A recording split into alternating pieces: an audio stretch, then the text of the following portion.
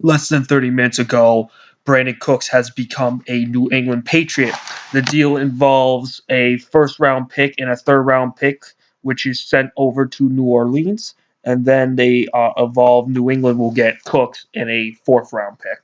Now, obviously, this trade is basically has been going on for the past week now. And there's up to rumors where even Malcolm Butler and the first round pick were evolved at one point.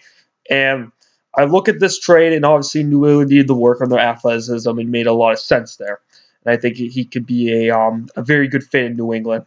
And if you want to know anything about like good players coming into New England, any player that you ask Bill Belichick on, and he has something very positive to say on them, very positive note, he will actually give you like a tidbit there. He would actually say something and compliment the player, and to a certain degree, just saying that he's interested in one way. So it's like it's tampering, but not tampering. If you can kind of see what I'm saying here.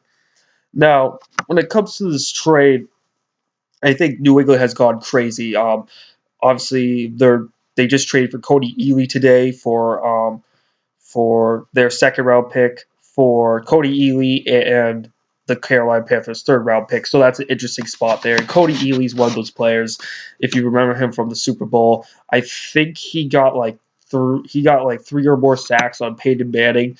And not only that, I think he actually racked up an interception. I think let's just say if the Panthers won that game, they would have he would have been the Super Bowl MVP. Now, I think this is interesting that obviously they trade for Dwayne Allen, who is not as good as Martellus Bennett, but at the same time, though, he's under for more years and he's the exact same skill type and he's younger. So I look at New England, they just went on a huge fire sale. Maybe this is the reason partially why they did all these trades. Obviously, they had a lot of cap room. And obviously, New England usually has the highest payroll in the NFL and usually spends a lot. And so this is the partially reason why contracts with their own players have been stalled because Bill Belichick has been so aggressive to get some of these players.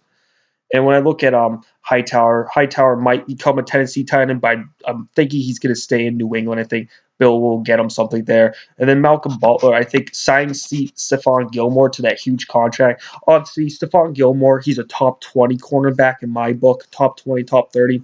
He's a legit number one cornerback in the NFL. And the one thing about him is he is overpaid, but it's a good move. New England needs him, but it's definitely a fuck you to Malcolm Butler. And obviously, Malcolm Butler is more than just the interception. Malcolm Butler's legit. In my book, he's a top 5 cornerback in the NFL. He's one of those players where he can do a lot of different things, and he's one of the most focused quarterbacks in the NFL and one of the smartest ones. Ideally, how smart you are and how like mentally focused you are is probably one of the most important attributes of to being a quarterback, and he has those, and he actually fits New England well, and I'm very surprised that they haven't signed him yet. But overall, New England has this huge fire sale, very aggressive in free agency.